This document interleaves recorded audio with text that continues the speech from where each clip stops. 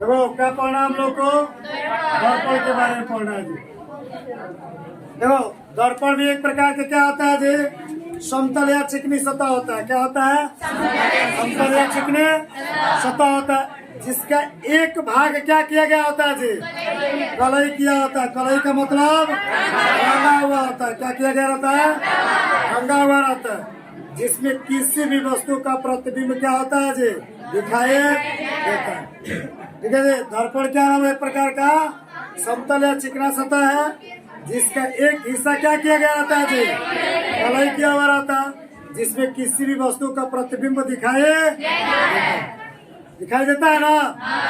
घर पे आप लोग दर्पण में डेली सुबह में मुंह देख करके जरूर आते होंगे। आपका प्रतिबिंब उसमें दिखाई देता है कि नहीं दिखाई देता है? दूसरे का प्रतिबिंब नहीं दिखाई देता है।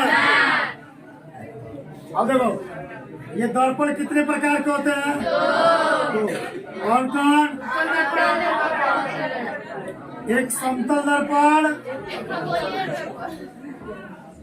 और एक गोलीय दर्पण। ठीक है जी।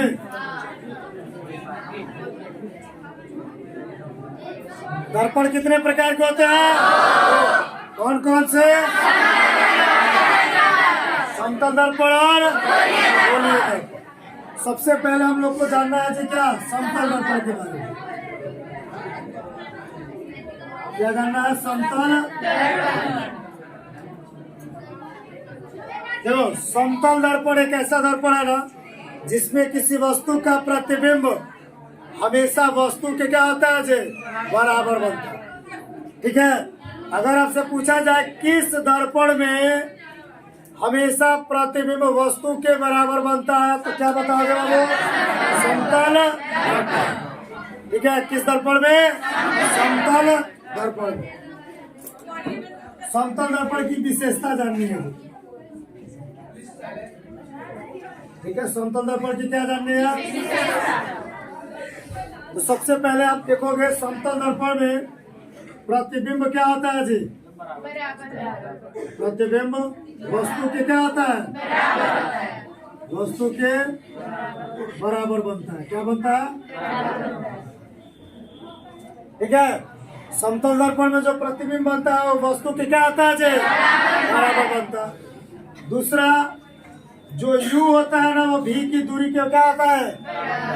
U का मतलब हो गया बाबू वस्तु की दूरी। क्या हुआ? वस्तु की दूरी बराबर V क्या हुआ जी, प्रतिबिंब की दूरी। क्या हुआ? प्रतिबिंब की दूरी। देखो अब ध्यान से समझने का प्रयास करोगे। वस्तु की दूरी बराबर प्रतिबिंब की दूरी का मतलब कि अगर यहाँ पर कोई समतल दर्पण है जी, अगर समतल दूरी समतल दर्पण से जितनी दूरी पर कोई वस्तु रखी होगी, प्रतिबिंब दर्पण में उतना ही पीछे बनता है। समझ रहे हो? समतल दर्पण में क्या होता है? समतल दर्पण के सामने जितनी दूरी पर क्या रखा गया होगा जी, वस्तु, प्रतिबिंब दर्पण के पीछे उतना ही दूरी पर, इसलिए कहा गया वस्तु की दूरी बराबर प्रतिबिंब की दूरी। अगर मान के चलो यहाँ पर दर्पण है, यहाँ पर वस्तु रखा गया, अगर 5 सेंटीमीटर की दूरी पर रखा गया तो प्रतिबिंब भी कितने सेंटीमीटर की दूरी पर रहेगा? 5 सेंटीमीटर। समझ में आ रहा है? समतल दर्पण में बाबू आभासी प्रतिबिंब बनता है। ठीक है जी।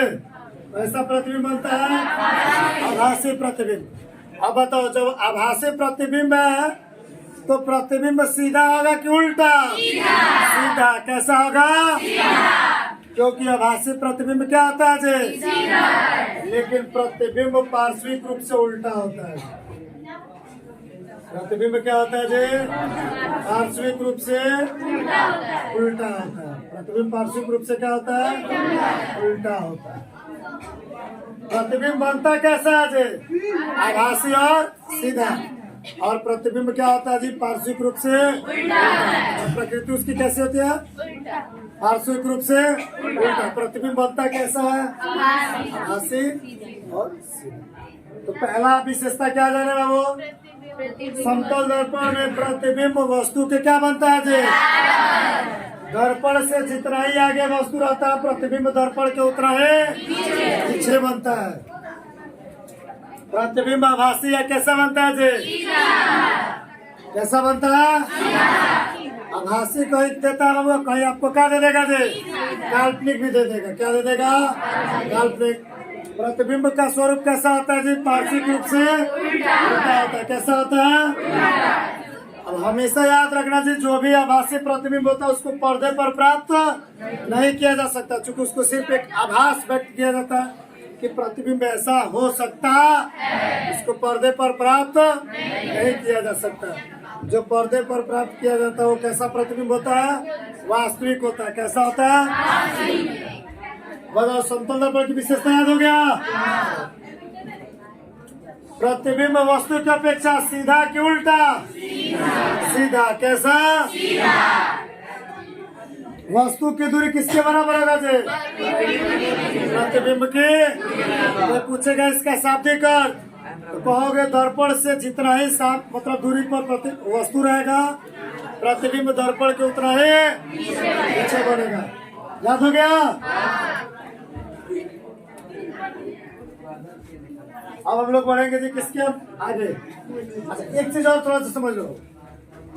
कभी कभी क्वेश्चन आपसे पूछा जाता है जी, अगर कोई समतल दर्पण है,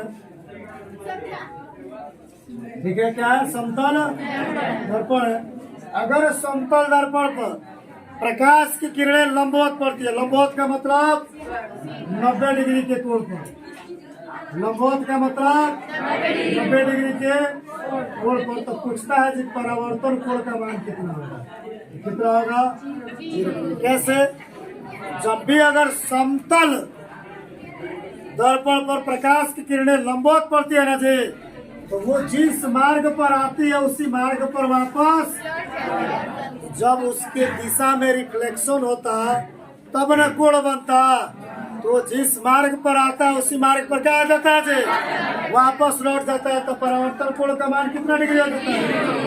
0 डिग्री। क्वेश्चन कैसे पूछा जाएगा? जब समतल दर्पण पर, ठीक है, आपतित किरण लंबवत पड़ती है तो परावर्तन कोण का मान कितना डिग्री होगा? 0 डिग्री। कितना डिग्री होगा जी? 0 डिग्री होगा। आप जानना है हम लोग को क्या?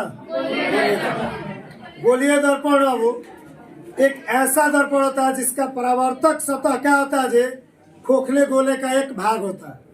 ठीक है, गोलीय दर्पण उस दर्पण को कहते हैं जिसका परावर्तक सतह खोखले गोले का क्या होता है जी? भाग। और गोलीय दर्पण 2 प्रकार का होता है बाबू। एक आपका होगा अवतल दर्पण और एक हो जाएगा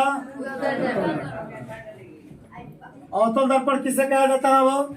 वह दर्पण जिसका उभरा हुआ भाग रंगा गया होता है उससे क्या कहता है जी? अवतल दर्पण। और जिस दर्पण का धंसा हुआ भाग रंगा गया होता है उसे क्या कहते हैं जी? जैसे देखो, सबसे पहले आपको एक गोलीय दर्पण बना रहा है और उसी में सब समझ लो।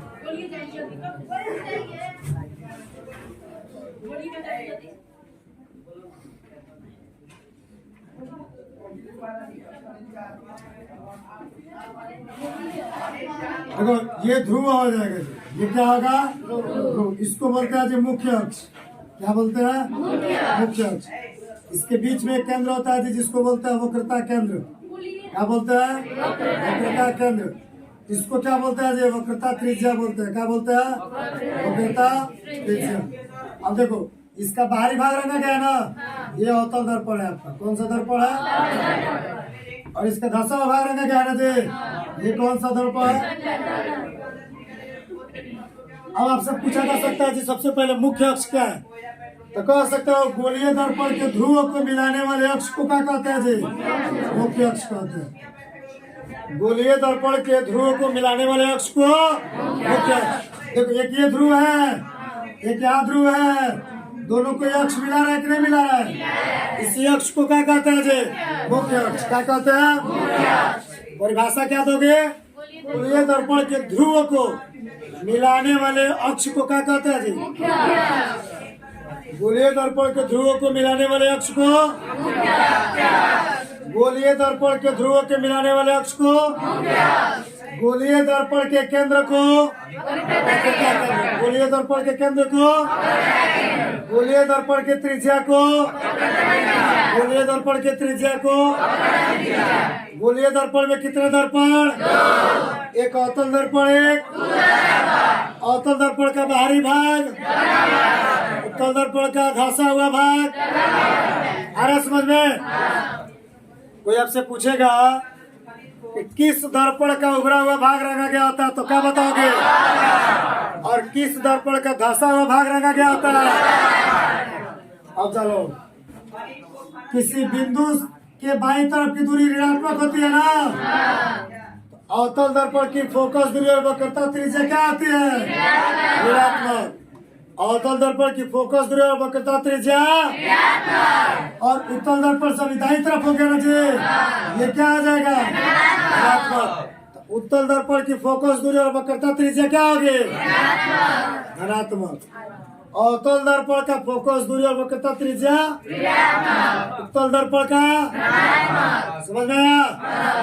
अवतल दर्पण में वो प्रतिबिंब जो होता है ना, वस्तु से छोटा भी बनता है और वस्तु से बड़ा भी बनता है। और उत्तल दर्पण में प्रतिबिंब हमेशा वस्तु से कहाँ बनता है? छोटा बनता है। ठीक है, पूछा जाएगा किस दर्पण में प्रतिबिंब वस्तु से हमेशा छोटा बनता है? किस दर्पण में प्रतिबिंब छोटा और बड़ा दोनों बनता है? किस दर्पण में प्रतिबिंब वस्तु के बराबर बनता है? समांतर दर्पण कौन सा दर्पण होता है? समतल दर्पण। कौन सा दर्पण है? समतल दर्पण। ठीक है।